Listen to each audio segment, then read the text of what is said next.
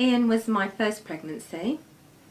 Obviously I didn't know what to expect, but quite early on, between 5 and 6 weeks, I was really being sick, so much so that Eddie was having to hold me up because I was, fainting while I was being sick. That is why I went to the doctors, and he prescribed the morning sickness drug called Debendox for me.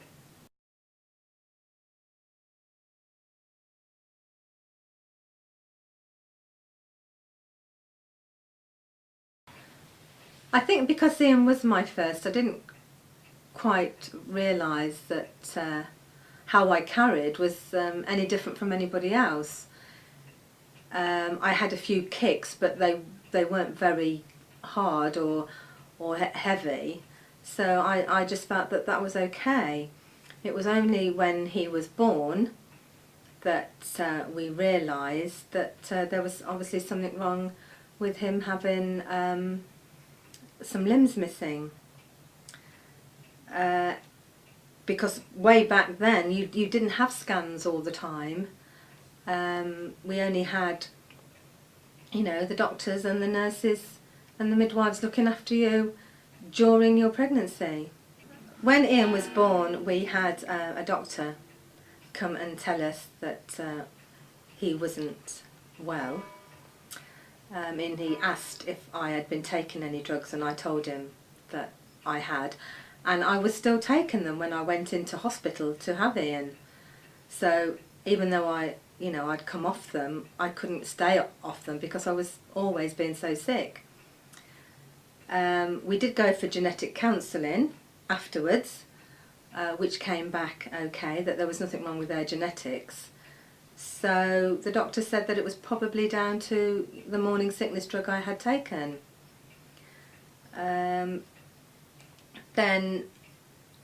we did join the Debendox Action Group, and we went down to London a few times to meetings.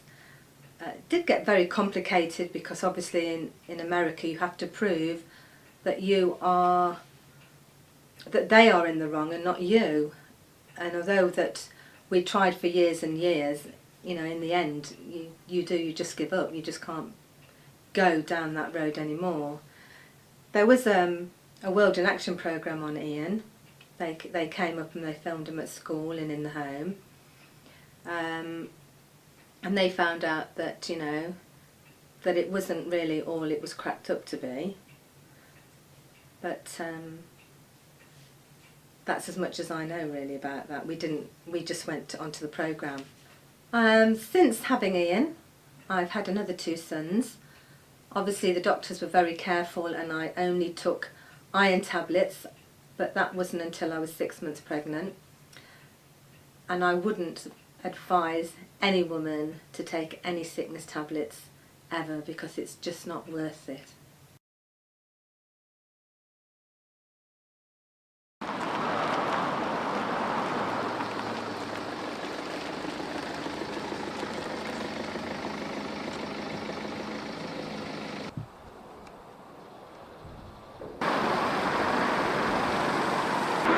"12 pubs, 12 pints, I'm Ian Beach and I had a role in The World's End." I got the role at the movie The World's End through an agency called Amputees in Action. They had an email from Edgar Wright to get amputees to come along for a casting. They wanted primarily stunt work doing, so went down to that down in Elstree. Did a few hours there with some of the stunt guys and the other amputees. Luckily got an email back to tell me that I've got the job. Once I got the job, it was then fittings, so I had to go down and get prosthetics made and casts from my legs, because the scene they were using me in was with Nick Frost to pull a leg off me during a fight scene in a pub. After they'd done all the casting and the casts of my legs to make the prosthetics for the movie, we then had to go through some stunt work. Eventually the actual fight scene we did was edited out. It wasn't used simply because it was too long for the movie, so I did just wind up literally having my leg pulled off in a pub by Nick Frost. Well, on set it was quite relaxed for me. Had to go in and have a shave every morning, side in the hair, makeup, get into their outfits they give you. A lot of sitting around, if I'm honest with you, eating food, using electricity, talking to a lot of the other supporting artists, as they call themselves. Yeah, it was a bit of a jaunt to get in there, but we stayed in Boreham Wood. The set itself was fantastic. You couldn't tell it was a set. The only giveaway was the fact that it had no roof. Unbelievable, really. Really good work. The prosthetics were fantastic that they had me wearing. Which is a company called Waldo Mason. A guy called Waldo Mason, his company, sorry. His guys worked on Prometheus, and they did the prosthetics for it as well, and all the fight scenes.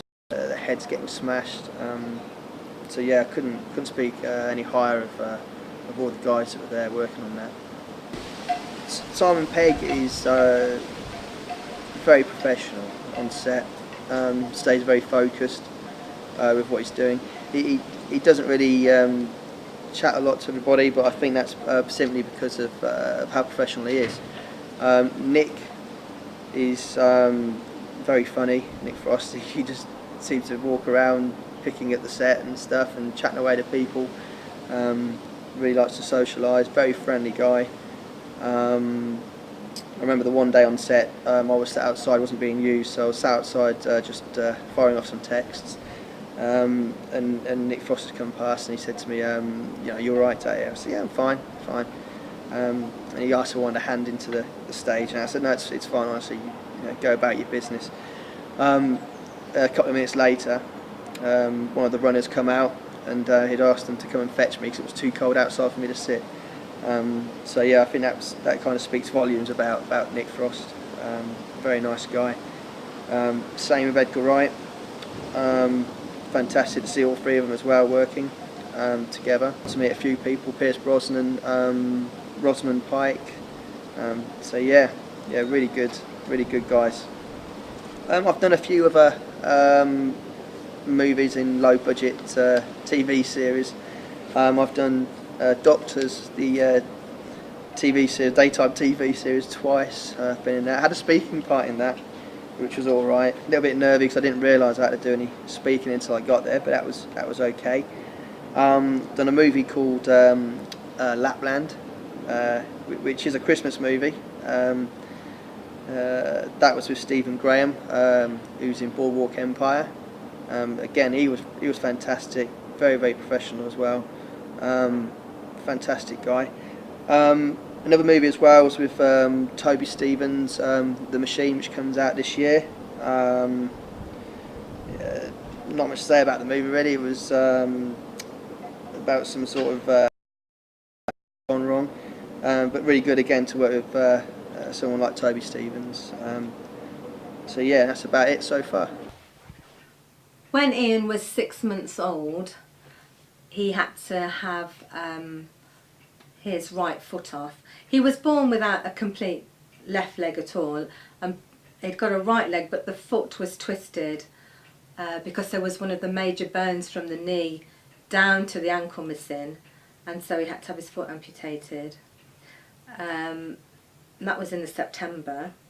The first Christmas his new legs arrived from Roehampton, where we'd been down to have them done, and they arrived in a little shoebox, and we got quite excited because we thought it was a Christmas present, but actually it was his legs arriving. So we put them on, and it took us ages and ages, but he had some parallel bars and he used to walk up and down, and I think you'll find that he's absolutely incredible now.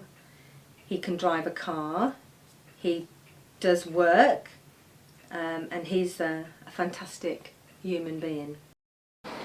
Okay, so I've been driving him since I was about 17 or 18. I'm that old now, I don't really remember. The car that I have is an automatic. I have hand controls fitted, which is a leverage system which is attached to the accelerator and the brake. When I pull it towards me, it will press the accelerator down. When I push it away from me, it presses the brake. It's as simple as that. We have a steering ball fitted to the steering wheel as well, for obviously helping me turn as well. Not much else to say really. Sort of flying, attacking me.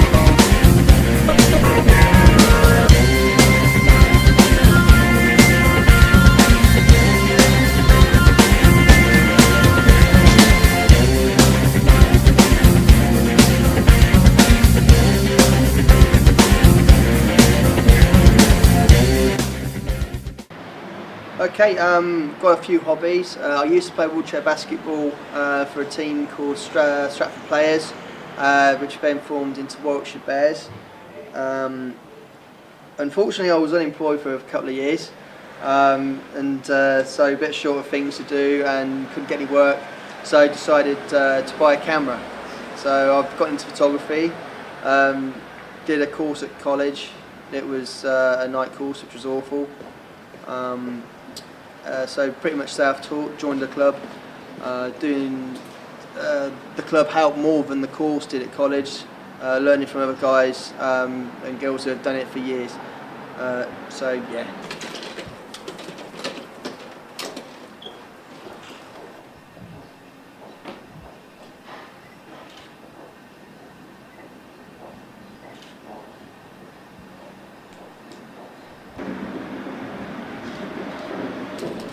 Not much out to take photos of, is there? Right, film me going down the hill then. For whatever reason, I don't know, but there you go. Looks good.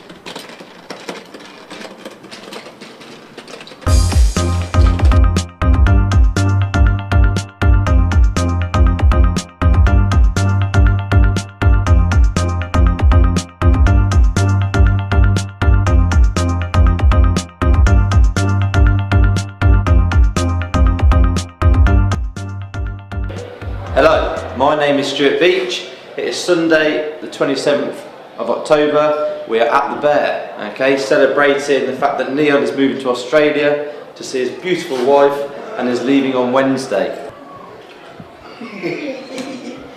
Yeah, so this is me brothers. I'm going to miss you. Oh no. I'm Ian. I'm going to miss Neil like a fat kid misses candy. Okay. Say something, Stu. I remember you getting beaten up by Ian. No, you don't. Yeah, I do. And when you cracked your head open on the freezer. You weren't even born. Oh, right. I remember that. Oh, I heard about it then. That's my memory. Oh, is it? Yeah. Yeah, we're here today to say goodbye to Neil. Going to Adelaide. Don't know what to say really. Going to miss him a little bit, only a little bit.